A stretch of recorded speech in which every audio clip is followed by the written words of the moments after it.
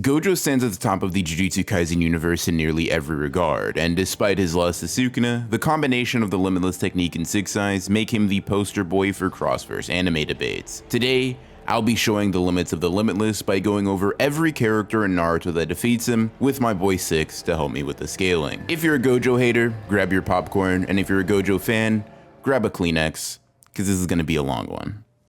So Six, to start things off, I think the first character that comes to a lot of people's minds when talking about ways to get around Infinity, specifically to defeat Gojo, is Itachi. And while Genjutsu is obviously one of the bigger things, I actually do think Itachi has quite a bit of moves in his arsenal that can be argued to get past Infinity and Gojo's abilities in general. So do you want to start off and kind of just talk about some of those moves, some of those things he has in his arsenal?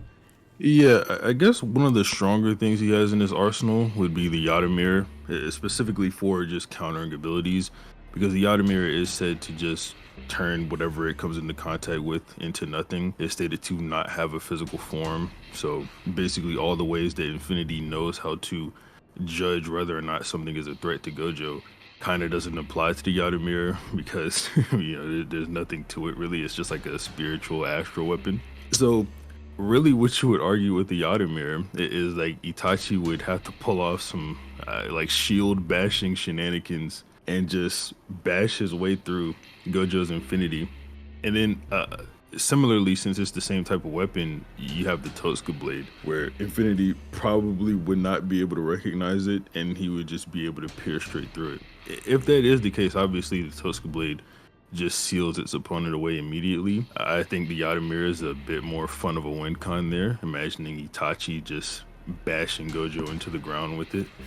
But yeah, and then you have things like Genjutsu. Genjutsu is a bit more contentious, especially because it's debatable whether or not Infinity can actually detect the chakra. I think it's very fair to say if you do some verse equalization that it should be able to detect the chakra, possibly just block it out, make it a non-factor. If you don't equalize the power systems, however, Itachi probably could just get Tsukuyomi off on Gojo and just destroy his mind that way. Yeah, 100%. I mean, for the Yada Mirror and Totsuka Blade specifically, I mean, we know that Gojo is very susceptible to sealing. I mean, that's one of the two main ways that we've seen him be defeated. One just being bypassing Infinity directly through something like the Inverted Spear of Heaven, or in Sukuna's case, the World Dismantle with Prison Realm, obviously being able to seal him. So Six, like you said, the Totsuka Blade is definitely a good option here. And I do think the Yada Mirror shield bashing strat is very funny. Maybe not Itachi-like. Yeah.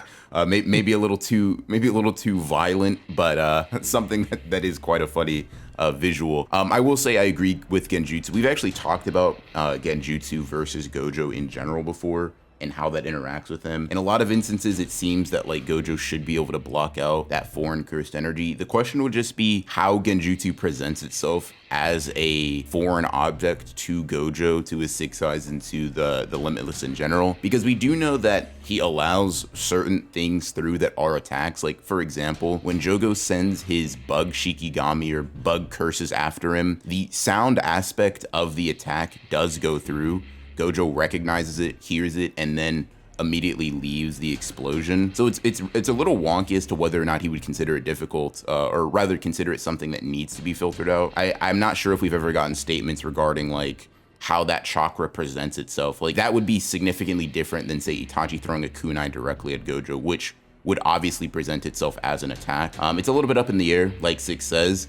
Especially with verse equalization, I do think that there is a pretty solid point that Genjutsu would just be nullified or blocked. At least visual Genjutsu and even his ephemeral Genjutsu. But it's definitely a little bit up in the air. Itachi does have other abilities in his arsenal, though, that should be able to get past it, or at least you can make a pretty decent argument for it. And going down that line of Genjutsu, we have Shisui, the Kodomatsu Kami merchant himself, another Genjutsu specialist, and one that I think probably has a stronger case for being useful or for being possible to use on Gojo than Tsukuyomi or even the ephemeral Genjutsu.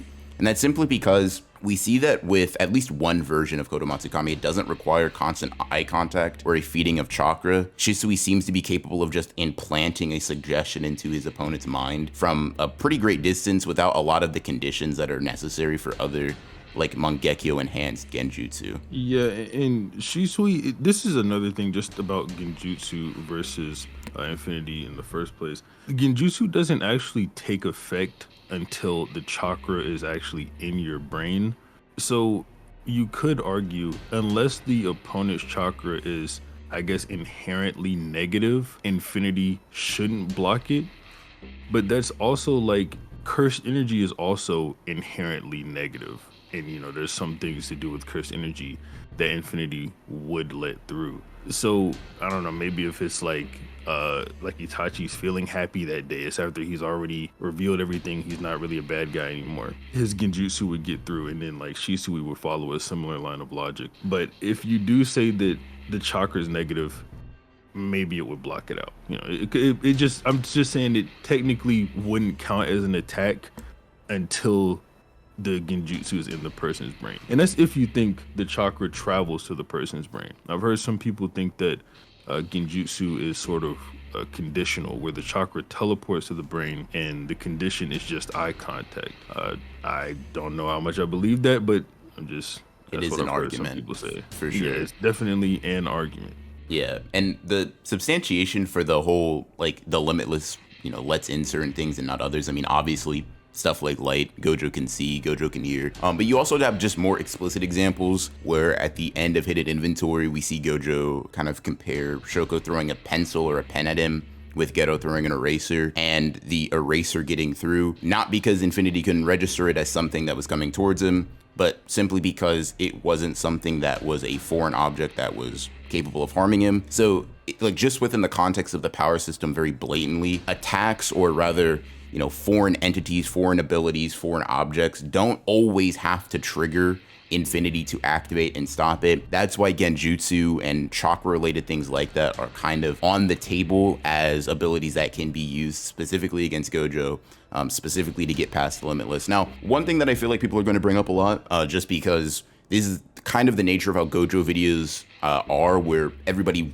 really like over indexes on Infinity, because that's the one attack that, or rather the one ability that Gojo has that stops versus battles from even getting further than that. But I will say, if not for Shisui, specifically Itachi should just like outscale Gojo. Otherwise, JJK characters are not particularly fast. Just for context moving forward, I mean, even if you kind of lowball someone like Itachi to just being like a high-end or, pretty confident lightning timer, you disregard, Kid Kakashi getting the lightning blade moniker from chopping a lightning bolt in half while like drained of chakra, and you just say, oh, Itachi reacted to Kirin and that's about as fast as he gets. That would still be more concrete speed scaling than a lot of JJK characters get, Gojo included. I mean, the best thing you could argue in response to that is that you have a vague Hikari reacting to Kashimo's statement, or rather, Hikari reacting to Kashimo feat that is, once again, vague due to the angle at which Gege draws it, and the whole thing is just a little rough. There are a lot of, like, massively hypersonic or even just hypersonic plus scales that JJK has, but in terms of speed and in terms of, like, attack potency, variety of abilities, I would say that Naruto characters just generally, especially the ones that we'll be mentioning today, just generally outscale. Just for people that I already know are commenting Infinity isn't Gojo's only ability, we know, but red, blue, even purple are not really going to be that great of something that he has to worry about. And Gojo doesn't typically in character start with a domain expansion off-rip anyway, so if Itachi is able to use Genjutsu, and that's something that he obviously in character starts fights with, 1 point and the fight's over, one glance and the fight's over. Things like that have to be accounted for, but with Naruto characters and really a lot of verses outside of JJK, the stats are not what you want to argue Gojo goes up against them with, because it's really a matter of can they get past Infinity as well as just clearing the bare minimum feats that Gojo has physically. So I guess we can then just move on to our next character, which is Kakashi.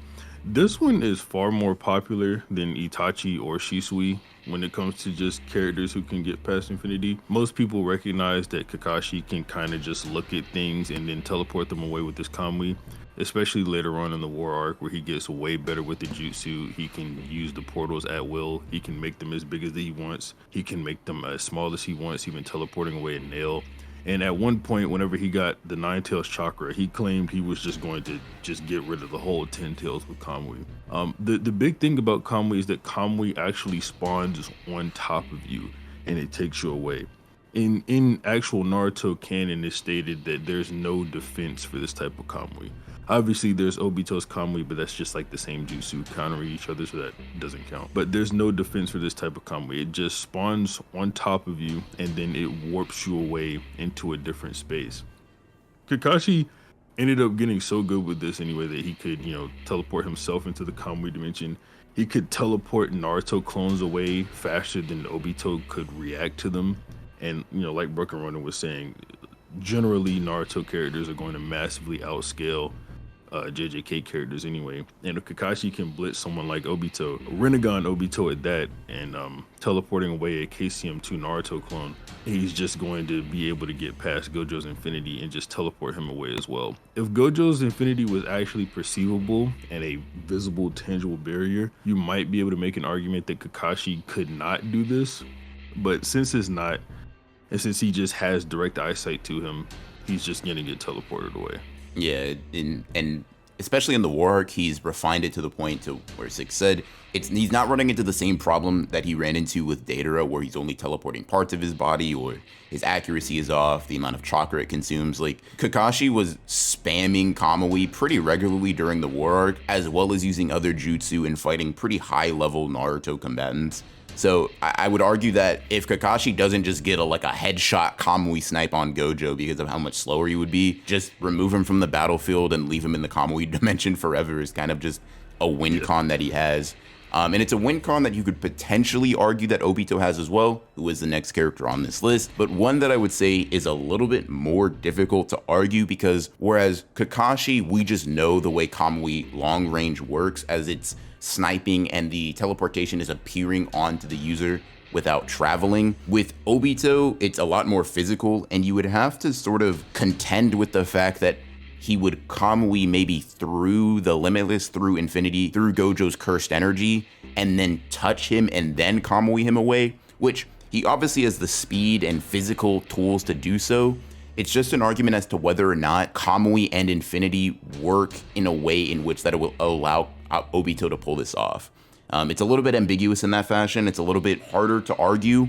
With Kakashi, that long-range Kamui is just a very easy, clear-cut win con. With Obito, you basically have to just say the intangibility applies to the cursed energy and curse technique, which, in all honesty, especially if we're looking at it as verse equalization, you can maybe make that argument that Infinity is just the byproduct of cursed energy. Cursed energy, much like chakra, is something that Obito should be able to phase through. And if that were the case, Obito should then be able to put his hand on Gojo and remove him from the battlefield in a very similar fashion to what we argued that Kakashi would be able to do earlier in the video. To give Gojo a little bit of credit, and this is sort of backtracking to Kakashi a little bit, if Kakashi does teleport Gojo's entire body away, we do know Gojo also knows how to teleport. It's possible he could just come back to the normal dimension. Now, that's not going to do him too well, since next time Kakashi would just take his head off, or maybe his arm off if he saw the signs that he needed to teleport, and then Gojo would be cooked anyway. But the next character, and this sort of ties into the genjutsu aspect that we were bringing up earlier, is Jiraiya. Just the auditory genjutsu that Ma and Pa put the pains in. It's pretty clear Gojo can be affected by auditory attacks through his Infinity, because Jogo did so whenever he used his fly heads on Gojo. And if Jiraiya happens to get Gojo in Frog Song, there's absolutely nothing he can do. I see a lot that people think the Six Eyes can see through illusions and see through genjutsu. I don't really know why, but it's a take I see very commonly. If someone in the comments can enlighten me as to why that is the case, if it's just because they're specialized or if there's something in the manga that I missed.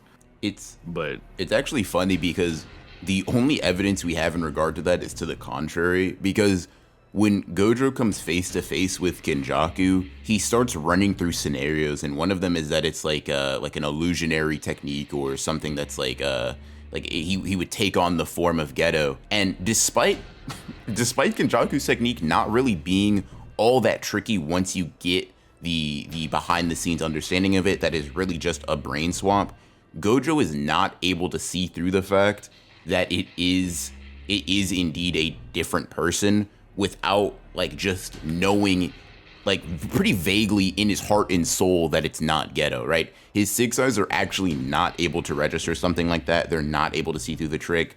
And while the six eyes, yes, are able to grant Gojo a pretty good understanding of techniques and abilities upon a first glance, if that were once again the case unilaterally and always applied to all abilities and things of that nature, Gojo would understand why he was about to get cut in two by Sukuna, or why Kenjaku was able to appear in front of him the way he was. It does seem like not only the more complex the ability, it does take a little bit more processing time, or Gojo is just very intelligent, and after seeing a technique used in front of him once, twice, maybe even three times, he's able to get a pretty good understanding and handling on it. When going up against characters like Jiraiya, like Itachi, like Kakashi, who have so many different abilities and movesets that they would, in all honesty, probably try first before fighting Gojo with the win cons that we mentioned. It's just difficult to argue that Gojo's seeing through all of that, and especially seeing through illusionary techniques. I do think a lot of it comes from the, Gojo similar presentation to maybe Kakashi on a very, very surface level glance. And, they both have special eyes, so that's how it works. But in all honesty, the six eyes don't have any feats that really reinforce that. And if they do have anything that even mentions illusions, mentions tricks, genjutsu-like abilities, Gojo seems to be specifically susceptible, or rather as susceptible to those abilities as any other character in the Jujutsu Kaisen universe should be. I mean, we even have characters that do have uniquely special eyes, like Kakashi, for example, being susceptible to Itachi Genjutsu, Jiraiya fighting, Rinnegan users, they're susceptible to the auditory Genjutsu, and they have like specific abilities or exist in a world that specifically should allow them to counter Genjutsu properly. Gojo does not. So that is really the only thing that you would argue in that capacity. Maybe if I'm trying to throw Gojo a bone, trying to be as fair as possible to him, you could maybe say like constant reverse curse technique refreshing his brain might assist. Like it might act as almost like a Jinchuriki inputting energy, but I don't know if Genjutsu really damages the brain in a way that RCT would fix, I don't know if that's exactly how they would interact. It's more like controlling the brain instead of like damaging it by hitting it or doing more domain expansions than you should in one day. So I don't think RCT would work on it. Even if you would say RCT would work on normal Genjutsu, auditory Genjutsu is like constant. They keep doing it. And I think once it activates, Gojo's RCT, whatever systems he has in effect, are going down anyway, because that's what the Genjutsu does. It activates upon you, and then Jiraiya, puts a stone sword in your chest, and then you're cooked. Yeah. So completely fair. Now, one that I think is not as clear cut as maybe a couple of the last ones we've been going over to, but is an interesting character to at least discuss, is Minato. And Minato kind of falls in line with the Kakashi and Obitos of the world, where his jutsu is related to manipulating space-time.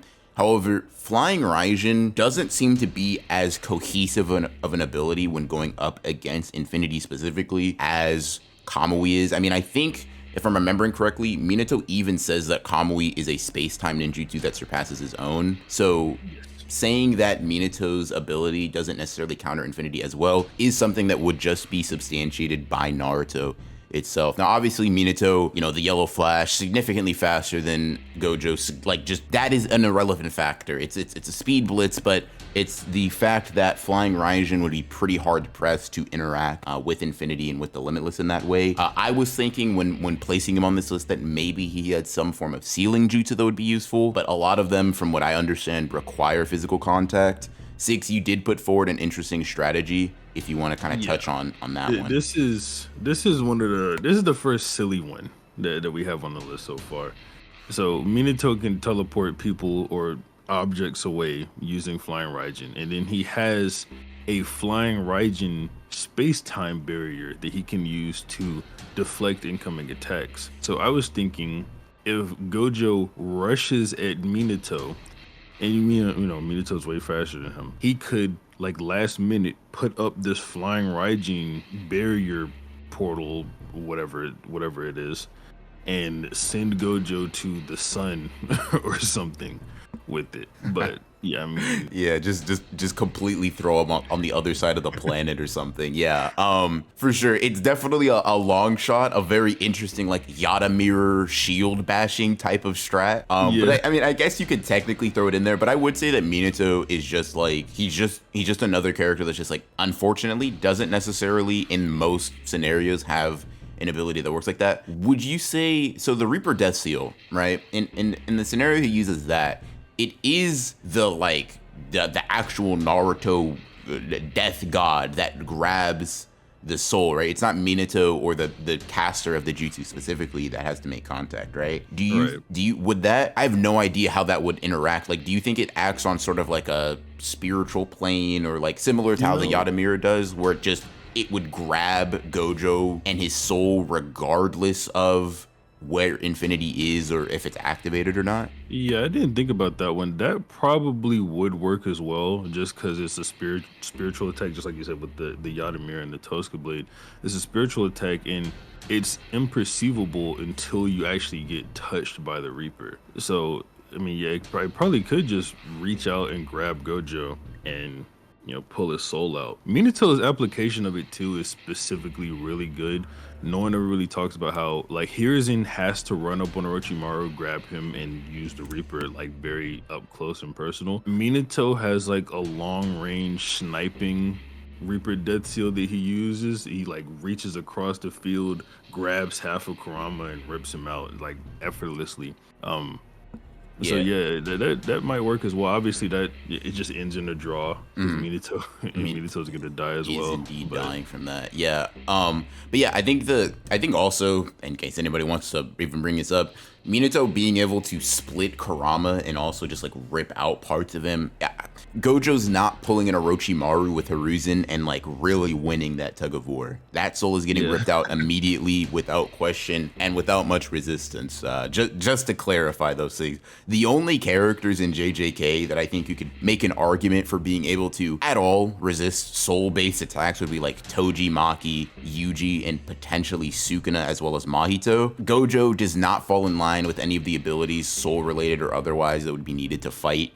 Once again, Minato using a death god to rip his soul out. So the Reaper Death Seal would end in a draw, but it is something that could potentially work on Gojo, given all of the context, the stat difference and all of that. Following it up, we have another character that falls in the Genjutsu line, Kabuto, specifically Sage Kabuto, when he uses the Tayuya-related sound genjutsu. I don't know if this genjutsu is necessarily hyped up to be as strong as Jiraiya's Sage, like Frog Song, but it was potent enough to catch Itachi and Sasuke, and it was so strong, the only way they could break it was through using Sharingan genjutsu on the other person. So following a similar line of thinking as we did with Jiraiya and Frog Song, I do think that Gojo would probably just be susceptible to this. He would hear it and then immediately fall under the genjutsu. And as we've established already, there is no real way that Gojo would be able to counter it. Now, I can't remember the name of the jutsu itself,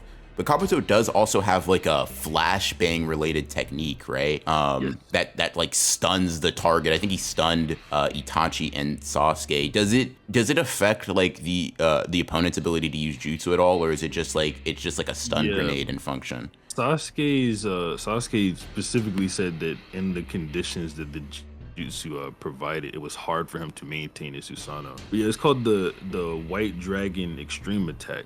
It's literally just a stun grenade. It shoots out light so you can't see, and it like oscillates the air and rattles your bones, and it makes like this really loud noise, like really deafening. Interesting. So this is another one of those interesting long shot, teleport him into the sun, bash him with the Yadamir things. But if the wording for Sasuke was specifically that it makes him hard to maintain his Susanoo, we've actually had similar wording with how domain burnout works, where it's technically not impossible, but it's very hard for any sorcerer to use their curse technique immediately following the opening and closing of a domain expansion. If that wording is similar enough, and obviously the light itself should work, the whole flashbang air oscillation effect should also take place, it's not insane to at least posit the idea that it's just like Gojo just has technique burnout without even opening a domain. He's just like, okay, I can't use infinity, blue, red, purple, none of that. And Kabuto would then have an even easier time overwhelming him. Like I said, it's a lot more of a long shot, a lot more of an ambiguous argument for sure. And it's not one that he even really needs. Like we've already established, the sound-based genjutsu is something that has been shown to work, or rather shown to work in similar examples before, both in JJK and in Naruto. But I do think that it's interesting to hypothesize that maybe like Gojo could have domain burnout like effects imposed on him due to the stunning nature of Kabuto's, or one of Kabuto's jutsu. To move on to another character, one specifically that we can kind of pair together with the one below him as well. They kind of have similar win cons, is Kisame as well as Pain and Nagato. Now, they may seem quite different in nature from that respect, but the main thing that me and Six were thinking of when putting them on the list is that they have the ability to absorb chakra, and if we equalize the verse and the power system, absorb energy in general. This should obviously apply to Gojo and all of his abilities. The question though is whether or not that would be enough to absorb infinity, absorb that level of energy, chakra, cursed energy, whatever you want to call it in this instance, and then proceed to just do straight up damage. Yeah, so, okay, for one, we know Gojo does not have infinite cursed energy. He has virtually infinite cursed energy because he himself can output a ton of cursed energy and it be, I think Yuta words it like it's infinitesimally close to zero because of the six eyes. So when Gojo actually uses a technique, it's sufficient. Other than that, though, he has a limited pool, and we know he has less than both Yuta and Sukuna in terms of cursed energy. Infinity's obviously operated off of that. The argument is, can these characters sort of either absorb infinity off of Gojo, or absorb enough cursed energy from Gojo to the point that he can't put infinity up anymore at all, which would probably require putting him at absolutely zero cursed energy. Now, if they start absorbing Gojo's cursed energy and Gojo starts outputting the cursed energy instead of just, being there when they start absorbing it, then you could say, hey, they're fighting an uphill battle because he's just gonna keep pouring it out. If, and keep in mind, we're saying these characters are massively faster than Gojo. If it's the case they can get up on him and just drain it all right away, this is more of an argument for Pain. Get up on him and just drain it all right away, then hey, maybe you could say Gojo's cooked. Kisame is different because Samehada can absorb bigger or smaller amounts of chakra based on how much it enjoys actually interacting with that chakra. So for example, it didn't take like a Six Tails cloak from Kid Naruto whenever Kisame swiped the air with it, but since it really liked B's octopus flavored chakra, it was able to take Six Tails worth of chakra off of his V1 cloak and start transforming and whatnot. Comparing chakra and cursed energy in terms of volume, like if Six Tails is like 3 cups of cursed energy worth or whatever, that's, not a comparison I'm willing to make because I'd just be spitting bullshit. But we just know he can absorb a lot if Samehada actually does like the amount of chakra. So it is a pretty interesting argument, and I think you could say either way whether or not it would work. Yeah, and the benefit for Kisame specifically is that he doesn't really, like, Samehada doesn't have to make contact in order for that to happen. Pain doesn't either, but he just absorbs like from an attack or physical contact. But Kisame almost always just swipes past the opponent, and whatever chakra is in the vicinity is being absorbed. Whether or not Samehada would like Gojo's cursed energy, chakra, energy in general, almost impossible to say. I mean, you can make the argument that like, oh, well, Gojo probably has a high quality cursed energy, so that's a good argument or good reason for it, but it's really impossible to say. It's hard to just be like, yeah, I mean, saying he would or saying he wouldn't have, Samehada flavored chakra that like Samehada is really rocking with, is just impossible. Like Six said, we would just be pulling shit out of our ass there. But Needless to say, it is a possible win con. It is an interesting win con, but not one that I necessarily think is like for sure as some of the other like auditory genjutsu or kamui or other abilities like that. Now, I do have a question since we are talking about pain and I guess as a result Nagato as well. Do you think that like Chibaku Tensei would be a like how would that interact with Infinity in general? Does the gravity well not affect Gojo in the first place? Is he at the center of a massive meteor without technically being touched by anything? Does it act as like a faux prison roam? Like how do you think that works? That's exactly what I was gonna say. I think it would be sort of like whenever he's in prison realm and all the skeletons that are reaching for him are being held back by Infinity. So he'd be in there. I think obviously, aside from Infinity, he'd just probably teleport away from it or use blue for high speed movement to get away. But yeah, I don't think Chibaku Tensei would work on him per se. Like I do think he'd get sucked up into the gravity well and placed into the thing. Granted, he doesn't teleport away. I just don't think it would be of any consequence. Yeah, I generally agree. Because the thing with Prison Realm is that it basically negates Gojo's ability to use his technique. Obviously, it's why the weird fleshy appendages things were even able to touch him in the first place and why he didn't immediately break out of it when they were on him. So yeah, I mean, that's a completely fair point. Whereas Chibaku Tensei does not have those properties. If they did, Naruto would not have been able to get out of it. So that is a great point there. Now, we're going to kick things up a notch, right? So far, we've been keeping it with characters that, while they do outscale Gojo vastly, just because Naruto characters generally do, they've been sort of the like upper mid-tier characters, maybe with the exception of like a Minato, maybe like War Kakashi, you know, if you want to argue that for Itachi or whatever. But we're definitely going to be kicking up a level, getting a lot stronger and a lot more, we'll say extensive with the abilities, starting with Jubidara, right? Quite the upgrade, but Jubidara wins like just soundly over Gojo because of Infinite Tsukiyomi, like full stop. Gojo just does not have any counter to that. The light that shines down on him would instantly put him in a genjutsu, and he would just basically be sitting there, probably dreaming about hanging out with Geto forever. I don't really think there's any contention with that. It is, as far as I'm concerned, or as far as I know at least, the strongest genjutsu in the entire verse, and it also has like the easiest or most like universal casting range, speed, and just something that allows it to bypass the limitless in general. One point that I want to bring up really quickly as to why like light keeps getting brought up is something that could get past it. Not only can obviously Gojo see, but in JJK Volume 0, we do have a statement from Miguel where he says that Gojo's limitless works specifically on an atomic level. So anything from that small as an atom to as big as whatever else Gojo can conceive of, he should be able to register it with the limitless, register it with infinity, and be able to block it out. However, light is photonic, which means it is subatomic as well. Basically, the argument is with a lot of light-based attacks, Gojo does not have the capacity to recognize and then filter intentionally with his six eyes in the same way he does with attacks that maybe work on a cellular level or an atomic level or anything bigger. It's basically something that Gojo does not have the capacity to even register as a threat. It's just, he's just not skilled enough to do so, right? Crazy to say it's a lack of skill for not being able to, you know, filter in subatomic particles, but it is just the case there. Yeah, Gojo too. I mean, this is a jutsu with planetary range.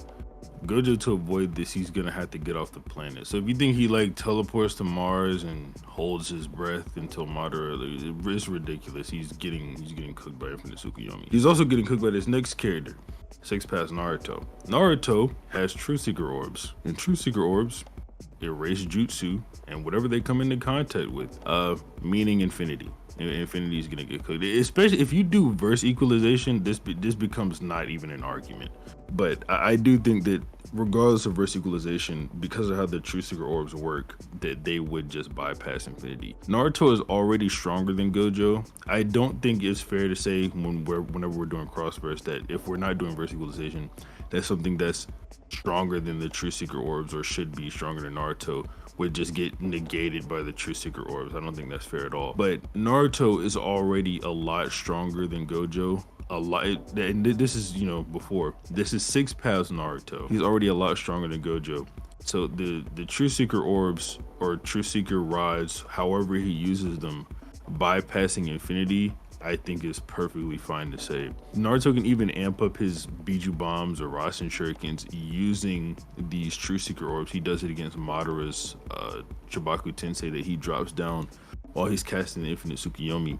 You could even say he could do like an AoE True Seeker orb Rasen shuriken on Gojo and cook him that way. But I mean, yeah, it's when it comes to these six pass characters, it's really bad for Gojo. Yeah, I think that True Seeker orbs, even at least specifically Edo Tensei regeneration, do negate that. Like once you get hit with that, they just aren't able to regenerate. Specifically, I'm pretty sure that happens when Obito uses his True Seeker orb on Hiruzen. So even just getting hit by something that would normally be a healable offense, a healable level of damage, Gojo's just kind of stuck with that so long as he requires RCT to heal that. So yeah, I mean, Naruto with his vastly superior stats and jutsu that just will negate infinity, the limitless, and everything that Gojo has in his arsenal will definitely win. Continuing down that line of very strong characters, we have Kaguya, who not only has True-Seeking Orbs as well and can create a massive True-Seeking Orb that can take up an entire dimension, but she also just has the ability to remove Gojo from any particular dimension and throw him in another and leave him there. Maybe you could argue that Gojo has the ability to teleport across dimensions. Would definitely be a little bit of an argument. You really gotta put in work for Gojo there, especially when you consider that someone that can also traverse dimensions like Sasuke was having a pretty tough time connecting between them. It seemed to be very difficult for like Obito and Sasuke to connect between the dimensions that Kaguya was using. So for someone that does not have trans-dimensional teleportation feats like Gojo, well, you can certainly say it's possible technically because teleportation is teleportation, the extent to which is difficult, and I would certainly argue that just having a True-Seeking Orb Bone Ash combo to get past the infinity and then just incinerate him is definitely something that Gojo does not want to be on the other end of. Yeah, I mean, Kaguya could also, go bring him to another dimension, either leave him there, or bring him to another dimension, make an expansive True Seeker Orb, leave, let the dimension blow up. Yeah. That's a rather brutal way. That's definitely just getting rid of Gojo. Yeah. Then you have Hagoromo. Hagoromo is sort of like an amalgamation of the other things we talked about. He has the Renegon, so he has the absorption like pain. He has True Seeker Orb, so he's got that with like how Naruto did. Oh, and Kaguya has the Infinite Tsukuyomi as well.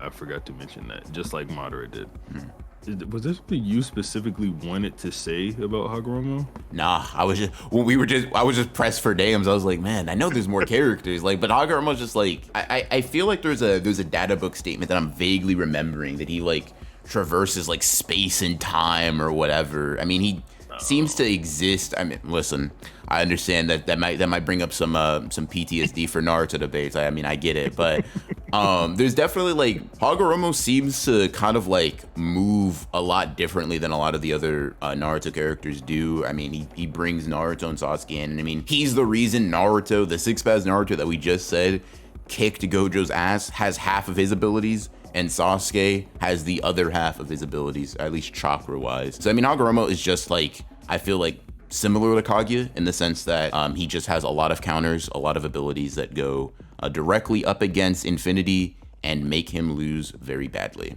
And then you have Jigen. Jigen, kind of similar to Kaguya and Naruto as well. He can absorb chakra with the karma. He can bring you to another dimension, just like Kaguya can. Except Jigen is actually willing to just leave you there. Like, that was something we kind of implemented for Kaguya. But Jigen, he was gonna do it to Naruto. He brought Naruto to another dimension. He was like, "Bye, I'm gonna go do something else now." And until Sasuke came in. But yeah, Jigen is very much willing to leave you there. And this isn't confirmed or anything. We don't know exactly how small he could get. But if Jigen could shrink down to smaller than an atom, I mean, he'd be able to hit Gojo that way since infinity only works on an atomic level. But yeah, we don't know how exactly small he can get. Yeah, it would be difficult. It would be difficult to argue for that. But It's certainly not crazy considering it was so much to the point that like Naruto couldn't sense him. Like he just it just Yeah. I think Sasuke is the one that had to, pull out the Sharingan and track his movements there. But yeah, not only does Jigen have absorption, like Six said, but being able to just remove him from the battlefield, dip out, and seal him away, I guess, if that's also something he wants to try to do. He just has a lot of things in his arsenal. The Otsutsuki train just keeps coming, as Momoshiki is also on the list, and a character that, I mean, for similar reasons, can just do what Kaguya does, do what Jigen does, and, defeat Gojo for a similar level. I don't feel like we need to elaborate too much on this one, because he just seems to have the similar abilities as Otsutsuki do. One thing I will say that is interesting though, and I'm curious to see how you feel about this. Obviously Momoshiki can like absorb jutsu, and I think he spits it out as, is it doubly as strong, or is that? Yeah, Okay. Oh, So he can do more, he can do less. okay. So one thing that's interesting, and I'm curious to see how you feel about this, when Gojo uses his, unlimited hollow purple on Shinjuku, right? It seems to be the case that he also takes damage from it. Now, do you think that that is a consistent across the board, or is there something that maybe was messing with Infinity? Like, would Gojo's own attacks not be registered as something that can be blocked by Infinity? If, say, a massive purple is shot off at Momoshiki, he absorbs it, adds a shit ton of his own chakra into it, and then blasts it right back. Is that bypassing Infinity by the same logic that the Unlimited Hollow Purple did? Or do you think that there were some, extenuating circumstances that led to Gojo taking damage from his own attack there? Well, I do think that purple can just bypass Infinity, because you look at the Limitless technique and how it's described. Limitless is, or Infinity is just base Limitless. All the other applications of it are amplified versions of the Limitless. Blue is, is just stronger Infinity and whatnot. So I think those attacks bypass it as a product of simply being stronger than it. So if Momoshiki does take a unlimited hollow purple into his palm and spit it out of his other palm at three times the damage or whatever, yeah, it should probably just erase Gojo that way. We know he did tank one, but that's because it was his own energy. If Momoshiki adds his own energy into it, that just goes out the window. And Gojo's gonna get baked. Yeah. Similar idea applies for Kawaki. Kawaki can, do basically a lot of what other Momoshiki are able to do. Are there any of his own unique abilities that you think play a pretty big factor into him winning, him able to get one over on Gojo? He's backless. He's got karma, and that's it. Yeah. Fair enough.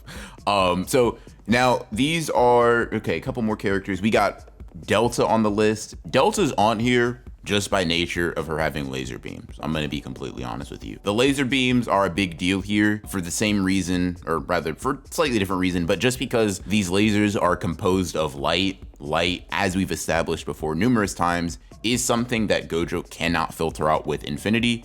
And because of that, he will get incinerated based on the lasers. Delta's obviously significantly faster. They were considered a danger to Boruto era Naruto. Although you can maybe say he was holding back a little bit, it still is the case that they were considered extremely dangerous and capable of doing some severe damage to his body if hit point blank, or just directly without being able to guard with some other jutsu or ability. Gojo obviously does not have that level of durability or resistance, so if Infinity is not there to block for that, then he will just be getting baked by these lasers. Now, the last two characters on the list are Damon and Ada respectively, and yeah, what an unfortunate set of abilities to go up against for the finale. Yeah, so Damon doesn't even have to fight back against Gojo. Anything that Gojo does or wants to do to Damon is just going to get done to Gojo. So he does not have to lift a finger at all. If Gojo launches a hollow purple at Damon, it's just going to hit him.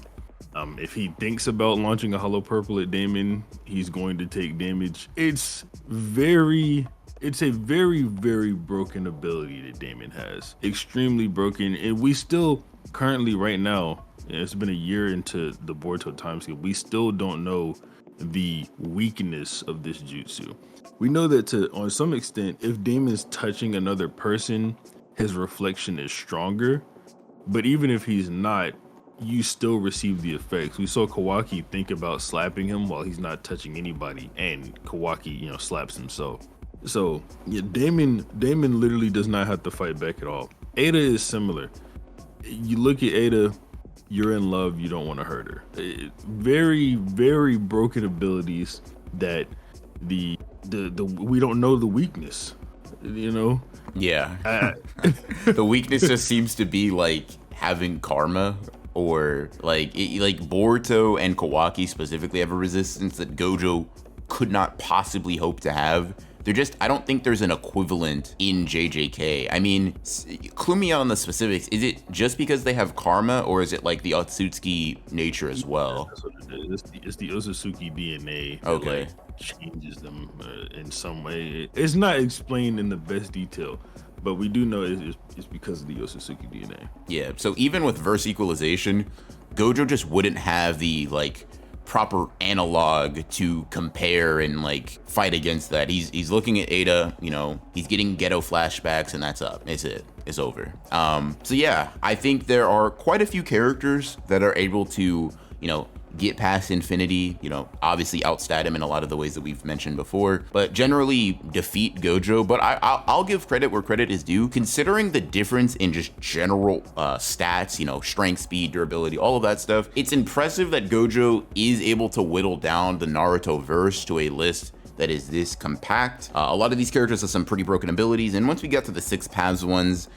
I felt like it was just really crazy. Like Otsutsuki and 6 paths characters are just absolutely broken. But before that, I will say that Gojo has a little bit better of an argument. Obviously, Kachi, Kakashi, Obito, you got a lot of characters that are able to get past things for sure. Maybe Minato teleports him into the sun. But generally speaking, there aren't a ton of Naruto characters that are able to, put together all of the right conditions that allow them to beat Gojo.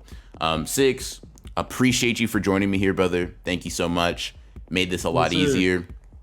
Make sure to go subscribe to him, guys. We have a bunch of collabs on both of our channels that you guys should check out, and that I will link here. But thank you guys for watching. Thank you once again, 6, and I will see y'all in the next one.